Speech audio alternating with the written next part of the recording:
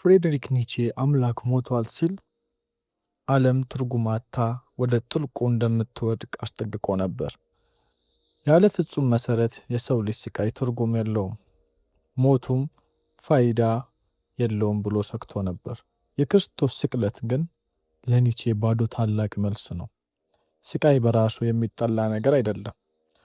ትርጉም የሌለው ስቃይ ግን ገዳይ ነው። ክርስቶስ በመስቀል ላይ የሰውን ልጅ ስቃይ ሁሉ ተቀበለ። ያንን ስቃይ ግን ወደ ፍቅርና ወደ ቤዛነት ለወጠው። በፍልስፍና እይታ ስቅለት ማለት ራስን ለሌላ አሳልፎ የመስጠት አልትሩይዝም የመጨረሻው ጥበብ ነው። ኒቼ ጥልቁ ወደ አንተ ይመለከታል ብሎ በፈራበት ቦታ ክርስቶስ ወደ ጥልቁ ወርዶ የሰውን ልጅን አወጣው። በመስቀል ላይ ትርጉም የሌለው ስቃይ ሞተ፣ ትርጉም ያለው ሕይወት ግን ተወለደ። ለኛ ለኢትዮጵያውያን መስቀል ጌጥ አይደለም፣ የሕይወት መሰረት እንጂ። ኒቼ የፈራው ባዶነት የሚሸፍነው በመስቀሉ ፍቅር ነው።